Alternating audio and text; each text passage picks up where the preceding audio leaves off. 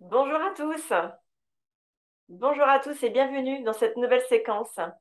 Alors, je vais vous parler des émotions, de l'hypersensibilité et des hommes. J'ai remarqué il y a un certain nombre d'entre vous qui me suivaient sur YouTube et vous êtes des hommes. Je voulais faire une thématique un peu spéciale pour vous, mais pas que pour vous, hein, parce que vous allez voir que ce que je vais décrire tout à l'heure, ça correspond aussi au profil de certaines femmes dans ce monde. Alors, je suis Marilène Danino-Alonso. Je suis très heureuse de vous retrouver aujourd'hui pour cette nouvelle séquence qui me tient particulièrement à cœur, parce qu'il me semble important dans la vie d'aller voir au-delà des apparences et d'accueillir aussi des réalités, des vérités qui sont derrière, en fait, notre apparence sociale. Donc voilà, je vais vous dire des petites choses un peu différentes de ce que vous avez l'habitude d'entendre, j'espère. Et en tout cas, je souhaite aussi que ça vous apporte quelque chose de positif dans votre vie. Alors, on y va. Déjà, je voudrais dire, pour briser les tabous, vous savez que j'aime bien le faire aussi en douceur, mais sûrement, que les émotions, ça n'est pas qu'une affaire de femmes, ça n'est pas qu'une affaire d'enfants, c'est l'affaire de tout être humain. Donc vous, messieurs, vous avez aussi des émotions. Vous les gérez à votre manière. La société vous permet ou ne vous permet pas certaines choses, vous vous permettez ou ne vous permettez pas certaines choses, quoi qu'il en soit. Vous êtes aussi doté d'émotions et c'est ce qui fait votre humanité. Rares sont les êtres humains qui ne ressentent pas d'émotions, très rares sont-ils. Alors, on y va. Une émotion, c'est quoi déjà? Ben, c'est une énergie, hein, tout simplement, hein. C'est une réaction à une stimulation, qu'elle soit intérieure ou extérieure. Donc, c'est quelque chose finalement qui est là malgré nous, hein. Mais après, nous, en tant qu'êtres humains, on a des pensées, on a des mécanismes psychologiques aussi qui vont pouvoir jouer en fait sur cette émotion. Soit ça va les amplifier, soit ça va les contenir, les comprimer ou tout simplement les faire taire, hein. On parle du refoulement, ça c'est un mot que vous avez sûrement entendu parler, on met de côté, on met sous le tapis, mais ça continue d'exister. Une émotion, c'est là pour vous aider à exprimer quelque chose. C'est ce qui nous rend vivants, en fait, de ressentir la vie, le monde, les autres, évidemment, dans une certaine mesure. Parce que si c'est très fort, très haut en intensité, comme c'est le cas chez les personnes hypersensibles, ça peut devenir difficile à vivre. Ça peut être aussi très fort, très intense chez une personne qui a vécu des traumas et qui vit un événement qui la ramène à ce traumatisme. Du coup, il peut y avoir une surréaction. Alors, revenons-en à la question, parce que ça c'était une brève introduction, à la question donc des émotions et des hommes. Je crois que je ne me suis pas présentée à vous. Je suis Marilène Danino-Alonso, je suis psychologue, également coach professionnel. J'accompagne les personnes et les entreprises dans différentes thématiques liées à mes sujets de prédilection, vous l'aurez compris, le travail, les relations, les émotions, l'hypersensibilité, la confiance en soi, et puis la performance collective pour vivre dans un monde meilleur, hein. Ça, vous l'aurez aussi compris quand vous écoutez mes vidéos. Alors, pensez d'ailleurs à vous abonner. C'est ce que mon fils me répète toujours. Maman, il faut absolument que tu penses à demander aux personnes de mettre un like, un pouce bleu et de cliquer aussi sur s'abonner. Je vais vous mettre en fin de vidéo aussi la possibilité de cliquer sur ma photo, ce qui vous permettra de vous abonner si ce n'est pas déjà fait. Alors, on est reparti.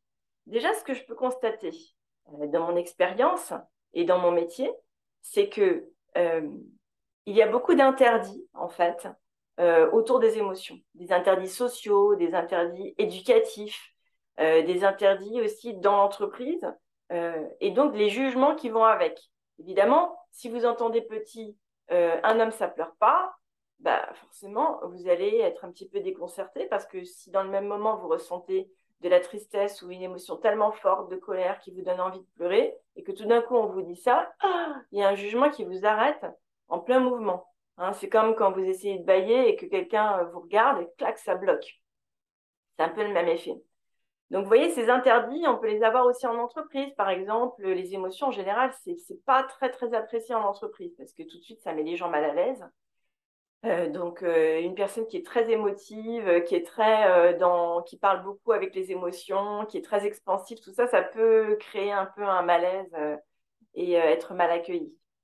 Et donc, on remarque en fait toutes ces situations où tout d'un coup, ah, il y a eu un jugement, un regard, un interdit, une interprétation, et on le prend en compte. Parce que finalement, on a un petit peu inconsciemment la nécessité de survivre, d'être accepté, de s'intégrer, d'être apprécié. Et donc, au fur et à mesure, eh ben, tout simplement, on cumule un petit peu toutes ces informations pour notre sécurité, pour notre protection, pour notre bien-être. Quelque part, on en retire des enseignements, ça va devenir des croyances, et on va organiser notre vie aussi par rapport à ça. Hein. Donc ça, vous voyez, ça concerne les hommes et les femmes, on est bien d'accord. La particularité des hommes, c'est qu'il y a beaucoup de jugements, en fait, d'interdits sur les émotions, en particulier de tristesse, en particulier de sensibilité. Euh, Par exemple, ça va être oh, regarde, il est sentimental, oh, il est romantique, et puis il y a de la moquerie derrière. Ou de dire ah, t'es amoureux. Alors, ça aussi, excusez-moi, hein, je mine un petit peu ce que j'entends dans la cour d'école de mon adolescent, mais bon, ça sonne encore d'actualité, c'est ça qui est incroyable. Ça va être aussi des jugements par rapport à ce qui est normal ou pas normal. Tiens, tu t'intéresses à la couture, mais c'est pas pour les garçons, par exemple. Vous voyez, c'est des choses qui marquent en plus, parce que c'est blessant. Pourquoi est-ce que ça serait interdit finalement d'aimer quelque chose que les filles sont peut-être habituées à faire, ou l'inverse, que les garçons sont habitués à faire? Pour les filles, on peut retrouver la même transposition, mais les camions, c'est pas pour les filles. Ou par exemple, mais non, tu peux pas aimer le rose. Un garçon, ça n'aime pas le rose. Enfin bref, c'est tellement débile en fait quand on y pense, mais c'est quand même des choses qu'on entend, qu'on a entendues. Et il faut tenir en compte ça, parce que ça fait aussi partie de notre monde. La question, c'est après, qu'est-ce qu'on fait avec tout ça et puis qu'est-ce que ça génère dans notre vie. Hein, c'est un peu l'objet de ma vidéo aujourd'hui. Donc, vous voyez, en fait, tout ça, ça marche ensemble. Il y a un interdit, un moment qui est signalé. Il y a un jugement qui est associé. C'est pas bien, ça se fait pas, tu dois pas, c'est dangereux. Hein. Il y a une croyance, finalement, qui est un petit peu structurée autour de ça. Oh là là, si je montre mes émotions, on va pas me prendre au sérieux. Oh, si je monte mes émotions, on va pas me trouver assez professionnelle. Ah, si je monte mes émotions, je vais me faire avoir. Vous voyez, ça, ce sont des croyances. C'est-à-dire que vous avez fini par croire que ça, c'était une vérité. Mais c'est pas vrai. Une croyance, ça se travaille. Hein. Et puis après, il y a aussi un phénomène de risque, donc de danger, qui quelque part vous contraint à la prudence, à la précaution ou à écarter certaines conduites parce que ça va vous mener vers un danger que vous voulez absolument éviter. Ça, c'est purement humain aussi, on est bien d'accord. Donc, vous voyez, qu'est-ce qui se passe dans la vie d'une personne, dans la vie d'un homme qui grandit en fait avec ça, qui évolue avec ça. Bah, du coup, il ne peut pas prendre vraiment en compte ce qui se passe à l'intérieur de lui. Il ne peut pas laisser vivre ça en fait d'une manière libre. Donc, il va se mettre à cacher, il va se mettre à dissimuler, à camoufler. Donc, si par exemple ce jeune garçon est poète, bah, il va écrire dans sa chambre en cachette des poésies. Si ce garçon sent que son corps a besoin de s'exprimer, de se mouvoir, de transmettre quelque chose, il va se dire bah, ça va être trop bizarre pour les gens, ils ne vont pas me comprendre, il va le faire en cachette dans sa chambre. Si par exemple, euh, voilà, des choses en fait qui ne vont pas habituellement avec ce qui est édicté en fait comme norme sociale dans une catégorie. Hein, ces fameuses étiquettes, ces fameux. Et du coup, il y a pas mal de personnes qui se retrouvent pas complètement dans le profil d'un homme qui se doit, alors on va y aller sur les stéréotypes, d'être fort, d'être sécurisant, d'avoir confiance en lui, de maîtriser ses émotions, de prendre des décisions rapidement, vraiment, mais le robot à l'état pur, quoi. C'est limite le James Bond, ça n'existe pas. Hein. N'importe qui ressent de la peur, hein. Même un président, même un grand leader, n'importe qui dans sa vie à un moment donné ressent du doute, une hésitation, une crainte, une peur d'échouer. Mais c'est purement humain et c'est beau. Sauf que socialement, c'est mal vu, c'est mal accueilli, c'est jugé, quoi. Hein. Donc, on continue sur l'explication. Ce qui va se passer, en fait, c'est que les personnes vont construire des espèces d'alibis. Ça va être un alibi sur la façon de s'habiller, sur la façon d'être looké, par exemple. Un homme qui veut être pris plus au sérieux, il va se mettre une barbe, une moustache, vous voyez, des choses qui caractérisent un petit peu plus sa masculinité. Mais il n'a peut-être pas envie de porter une barbe, en fait. Donc, c'est là hein, qu'il ne faut quand même pas non plus se renier un peu trop, trop, trop, parce qu'à un moment donné, on joue un rôle, on n'est plus du tout soi-même, et ça peut donner lieu à de grandes souffrances morales, et puis à des mauvaises décisions, en fait, hein, et puis des fois à de grosses dépressions. Donc, il faut faire attention aussi jusqu'où on va, et peut-être pas s'autoriser à ce point à se taire, en fait se taire du verbe se taire, parler ou se taire, mais aussi se taire au sens de s'enterrer, en fait, sans se mettre sous terre pour finalement, à un moment donné, étouffer. Alors ça, moi, je déconseille, on est bien d'accord. On est vivant, on a une humanité, elle est belle. Après, il faut savoir la gérer, évidemment, pour pas qu'elle nous desserve, je suis bien d'accord, mais de la bonne manière, et il y a vraiment des techniques pour ça. Des techniques de communication, des techniques d'expression, il y a plein de choses à faire, et c'est vraiment un des sujets que j'aime le plus d'ailleurs. Alors, ensuite, qu'est-ce qui se passe dans ces émotions par rapport à la société, à l'éducation, à l'école, aux entreprises, aux familles, aux couples? Parce que des fois, les jugements, ils sont aussi dans le couple. Donc, si on ne peut pas être soi-même dans le couple, si on ne peut pas pleurer, si on ne peut pas être énervé, si on ne peut pas exprimer ce qu'on ressent, il y a comme un petit problème. Hein, parce que finalement, la personne va s'isoler ou alors elle va mentir par omission. Ça, c'est pas terrible non plus en termes de confiance, en termes de complicité, de relation. C'est pas terrible. Hein. C'est pas bon du tout, même. Allons-y, franchement. Hein. Donc, je continue. Alors, qu'est-ce qui se passe? Il y a des conduites adaptatives. Des conduites adaptatives, ça va être de mettre des masques sociaux, par exemple, ne rien laisser transparaître. Quoi qu'on vous dise, on a l'impression que vous ressentez rien. Évidemment, ce n'est pas le cas. Mais des fois, la personne se suradapte tellement, tellement qu'à un moment donné, elle finit par ne plus rien ressentir. Tellement c'est enfoui, en fait. Donc, elle ressent, mais c'est caché. Tout de suite, l'inconscient fait ch'tac. On met ça de côté, on met ça de côté, on met ça de côté. Il faut bien avancer, il faut que j'avance dans la vie. Je ne peux pas m'attarder aux sentiments, il faut être efficace, etc. Ça, c'est vraiment des conduites adaptatives qui sont néfastes sur la durée. Hein, parce que ça va vous permettre effectivement de maintenir bonne figure dans une réunion qui tourne mal, mais à la longue, si vous faites tout le temps ça, ça va vous abîmer. Ça, c'est obligé. Hein, ça va vous abîmer. Euh, donc voilà, vous pouvez jouer un rôle de quelqu'un de fort, de quelqu'un qui a du sang-froid, de quelqu'un qui en toutes circonstances ben, arrive quand même à fonctionner. Donc voilà, ne rien montrer, ne rien laisser transparaître. Ça, c'est de la dissimulation en réalité. Hein, c'est une protection consciente et ou inconsciente, mais c'est aussi de la dissimulation. Donc finalement, ça vous met dans une situation de prudence. Donc du coup, vous fonctionnez par le risque. Et du coup, ben, à un moment donné, vous pouvez passer à côté. Parce que vous pouvez donner une image qui est erronée en fait de vous. Et donc les gens vont vous voir d'une manière qui n'est pas conforme à qui vous êtes vraiment. Par exemple, quelqu'un peut être tout à fait perçu comme insensible, comme froid, comme distant, alors qu'il ne l'est pas du tout. Mais comme il laisse rien transparaître, bah, du coup, il entend ça. Mais on dirait que ça ne te fait rien. Mais tu ressens rien ou quoi? Mais je te parle de mes problèmes et, et tu t'en fous en fait. Vous voyez, ce genre d'équivoque dans la relation, ça arrive très fréquemment. Ou alors, la personne qui va contre-turbiner en disant mais en fait elle ne me prend pas du tout au sérieux, mais elle ne m'a pas cru. Euh, ben, je vais perdre ce contrat parce que voilà, il y a eu un manque d'authenticité. Donc il y a des fausses routes en fait en matière de communication. Et puis il y a aussi des malentendus. Par exemple, quelqu'un qui ne laisse pas transparaître ses émotions, et je suis bien placée pour vous en parler parce que j'étais beaucoup comme ça avant.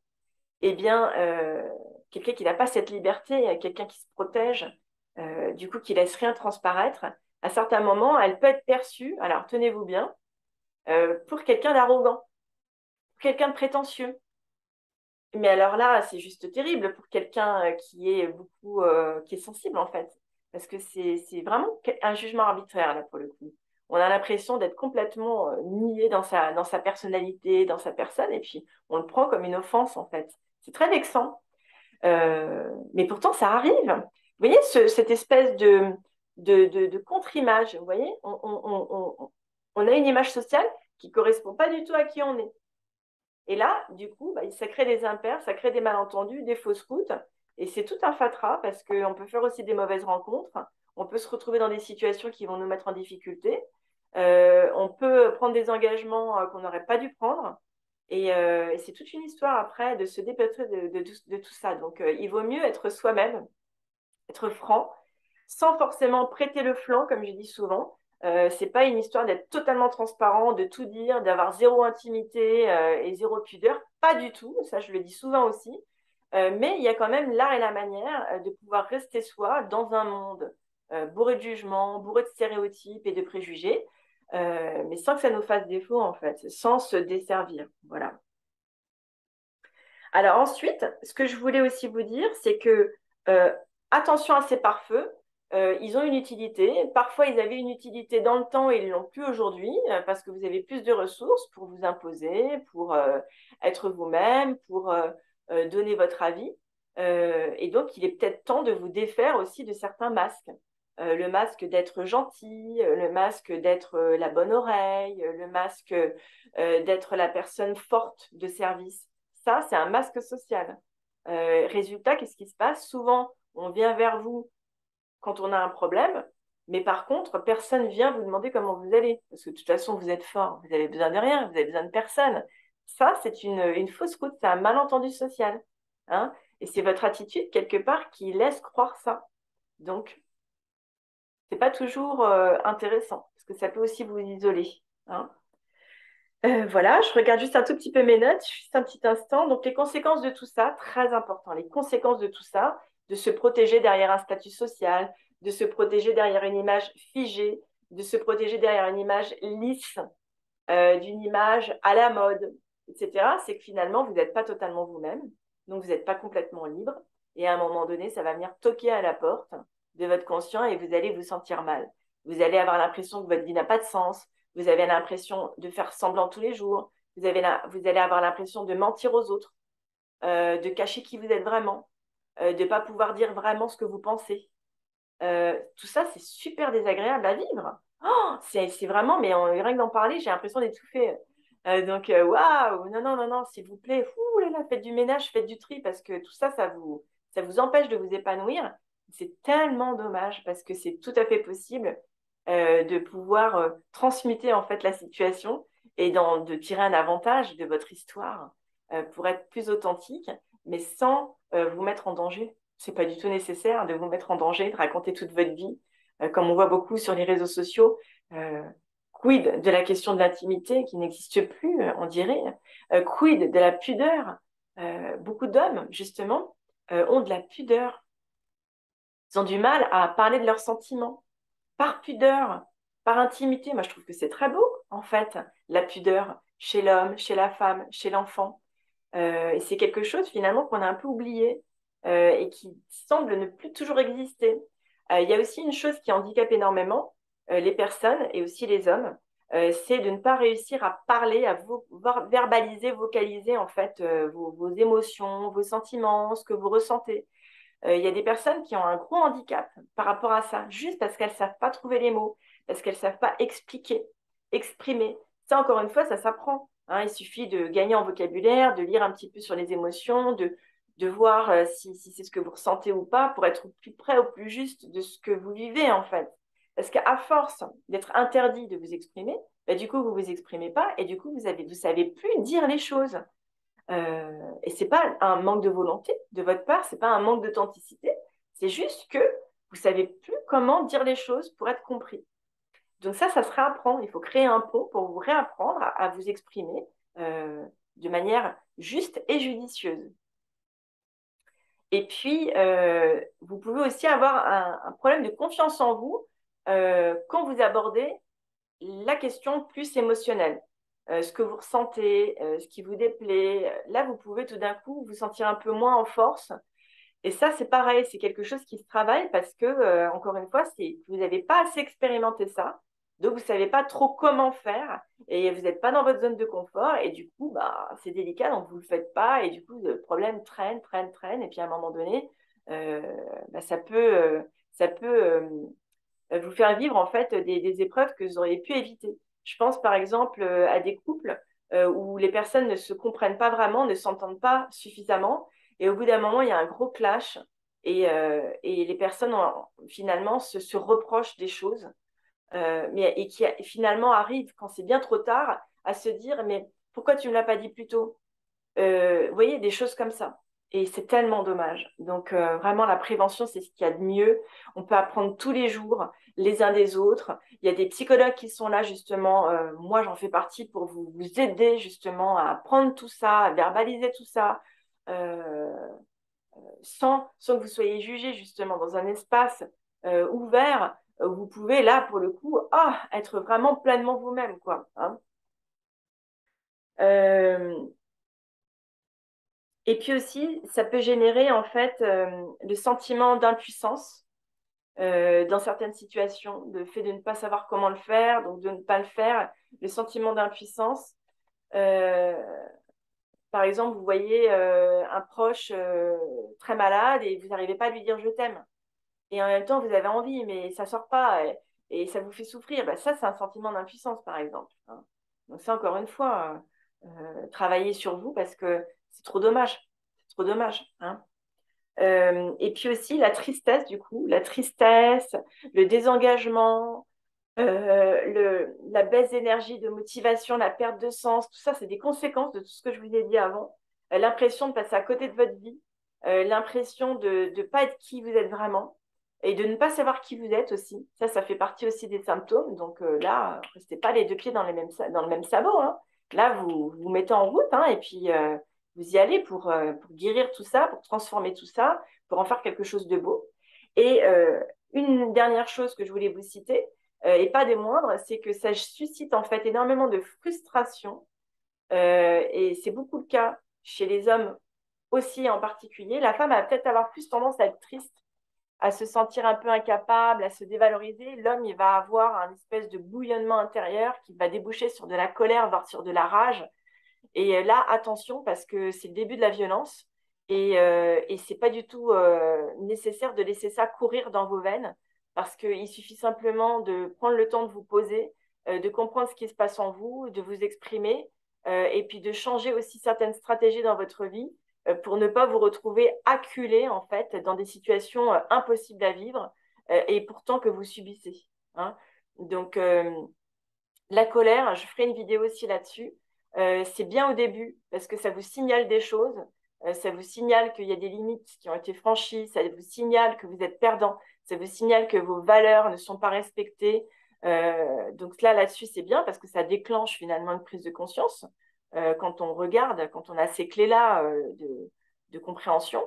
Mais juste après, quand ça dure, que ça devient une humeur et que finalement vous êtes le coléreux de service, là, c'est pas normal, c'est qu'il y a beaucoup de choses enfouies et c'est pas votre vraie nature en fait d'être tout le temps en colère. Moi, je connais pas de bébé qui soit né en colère. Les bébés généralement, ils sont zen, ils sont ouverts sur la vie, ils sont curieux, ils ont envie de découvrir, d'explorer. Et généralement, quand ils sont un petit peu plus introvertis, un peu plus fermés sur eux-mêmes, c'est qu'ils ont déjà vécu des événements qui les a mis dans une situation de protection. Voilà, donc je vous souhaite plein de bonnes choses. J'espère que cette vidéo vous aura plu, intéressé, qu'elle aura fait bouger les lignes dans votre psychologie, dans votre vie. Et donc voilà, si ça n'est pas encore fait, je vous invite à déposer un like, un j'aime, pour encourager mon travail et pour que d'autres personnes puissent voir cette vidéo. Vous n'hésitez pas aussi à la partager, bien entendu, sur vos réseaux sociaux ou à des personnes en particulier. Et puis pensez aussi à vous abonner. Voilà, c'est quelque chose que vous faites pour les autres, pour qu'ils puissent avoir ces messages aussi, et aussi pour moi, pour que mon travail puisse rayonner davantage. À très très bientôt pour une prochaine vidéo.